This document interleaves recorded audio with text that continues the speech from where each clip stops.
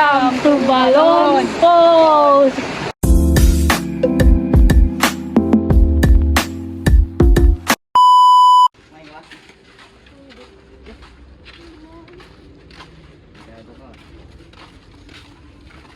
Hello, hello! Ay, itong mga pamangkin ko pupunta sa balon. Actually, isang araw ko pa gustong sumama sa kanila kasi iniiwan ako miss ko eh. Kaya ako pag pumunta sila doon, kasama ako. Kasi ilang dekada na din akong hindi nakakapunta doon eh. Pero nung debo ni Iska, nagpunta kami doon kasi doon siya nag-pictorial. So, nagbida-bida kami sa motoristang drawing na maganda na yung balon natin pala ang sakatihan. So nag-aayang pumunta doon, pero kailangan ako muna mauna para makita natin kung maganda na ba yung balon. So dyan lang po kayo. So walang maghatid sa amin doon. Actually pwede siyang sumakay hanggang doon. Accessible naman siya ng tricycle at saka motor. Kaso walang mag-drive sa amin. Etong mga to, pumasok sila kaninang umaga. Parang araw-araw yata sila sa balon naliligo. Eh doon na yata ang buhay nila sa balon. Kako maganda na ba yung balon? Kaya ngati-ngati din akong sumama sa kanila. So ito lakad. Sana hindi magalit yung ano natin, yung paa natin. At yung paa ko eh, pag nagreklamo wala na.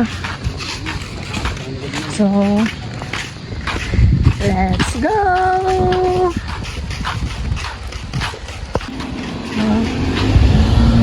Marami na rin mga sasakyan dito, tsaka ano, yan, puro green na yung makikita mo kasi lagi nang umuulan dito.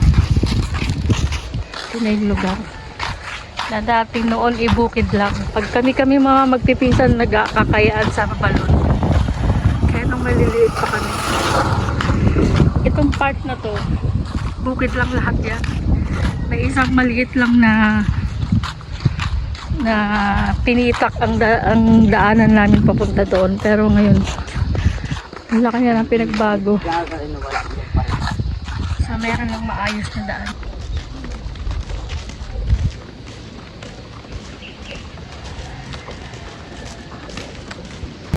So ito na yung The Yellow Lemon.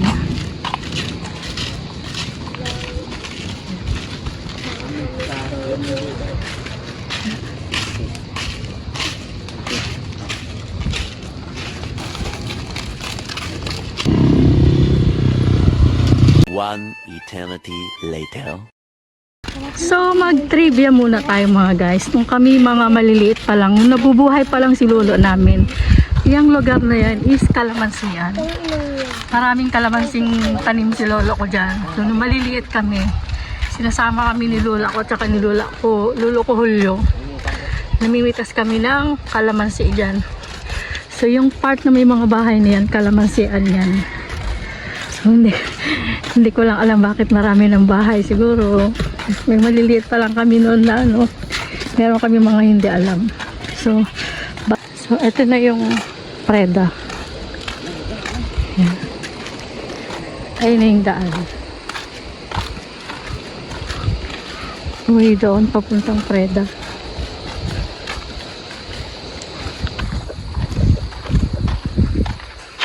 Kaliwa ko ilog yan. So hindi pa ganyang kasukal noon. Nakakaligo pa kami dyan dati. Nakakaligo pa rin kami dyan. Papasok na po tayo ng ano, ng balon. Kaya naririnig niyo yung hampas ng tubig. So ayan. May mga taga sa atin. Uwi na? Ha? Uwi na kayo? Uwi na daw sila.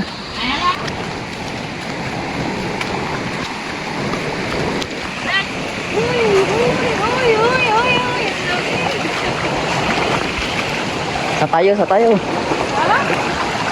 Lamig.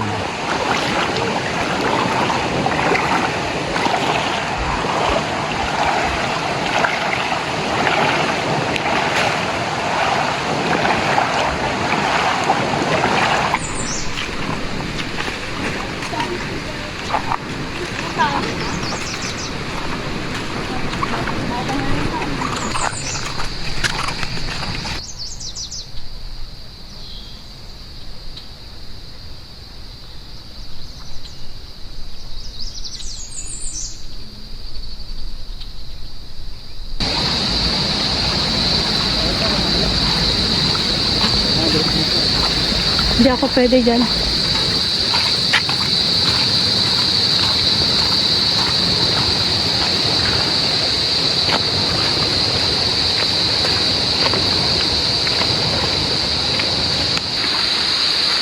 Kanya-kanya. Saan dadaan?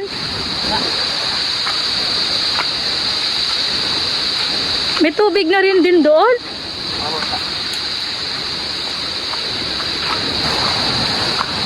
Naligaw eh, no? Sa tagal na kasing hindi pumupunta dito. Ha? Oo. Sa tagal na hindi pumupunta dito. Nakalimutan na yung bubumad sa'yo pagpasok mo doon sa kagubatan. Ito na. Naligo ka agad, hindi nagpahinga. Sige na, punta na doon, maligo na. A few moments later.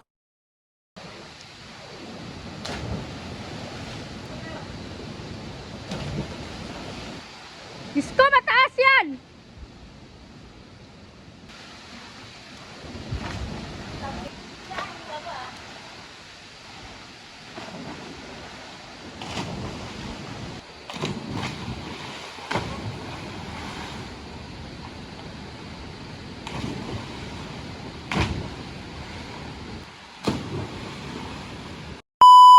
Akyat tayo dito sa taas. Medyo napabayaan ng balon. Sana yung mga pumupunta dito, pulutin naman natin yung mga kalat natin.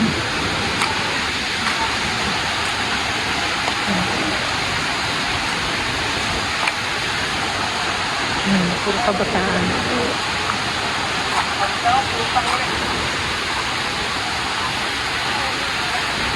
At ganun pa din siya.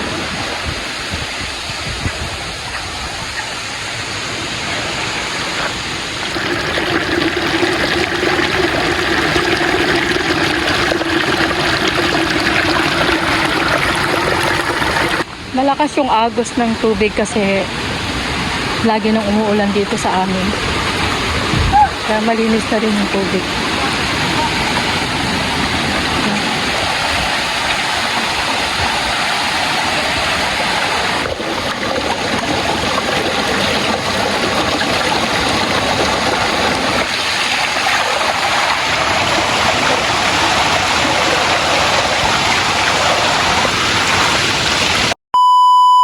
Yung mga pamangkin ko, naliligo na sila doon sa baba. So ako ito nagpipicture-picture pa. Inaaya nila ako doon sa taas at maganda daw doon yung falls. Kaso puro malalaking bato. Ang hirap pumakbang. Kaya dito na lang tayo.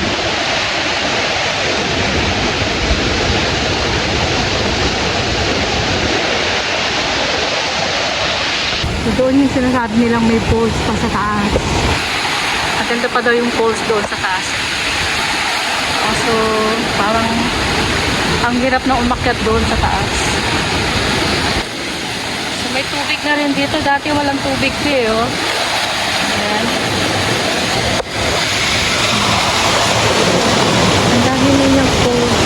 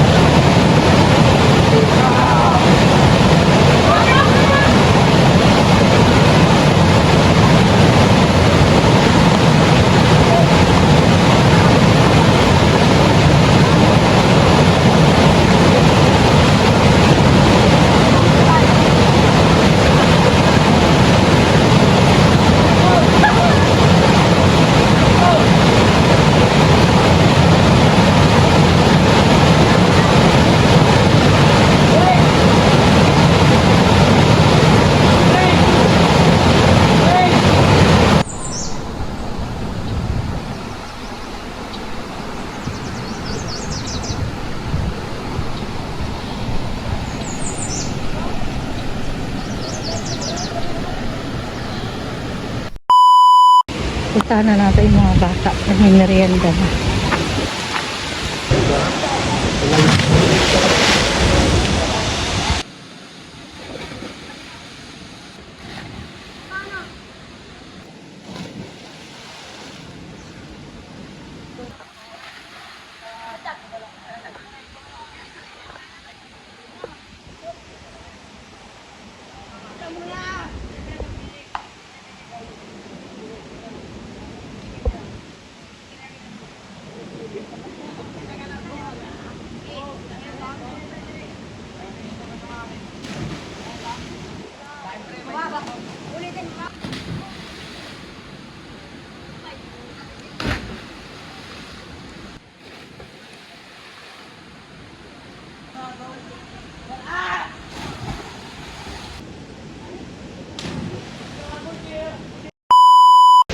Uwi na po kami.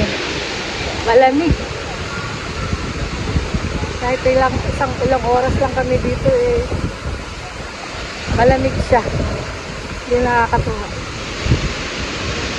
Inaya ko na yung mga pamangkin ko umuwi.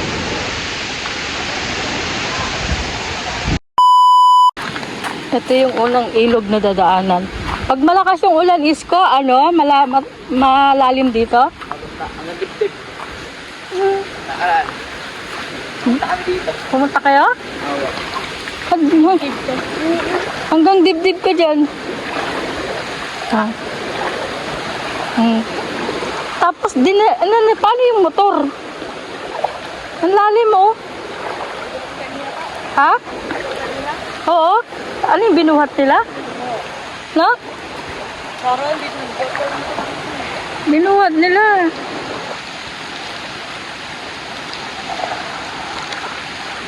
Hindi pwede mo to dito ang lalim.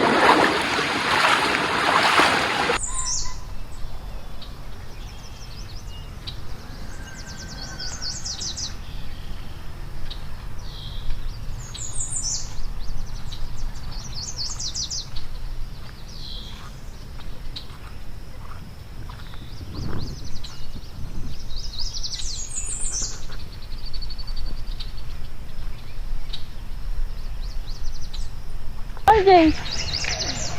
Yan. Ito yung mga kasama ko. Pawit na rin. Uy, may lamok. Nagawa nyo. Let's go. Ganun lang, Jay.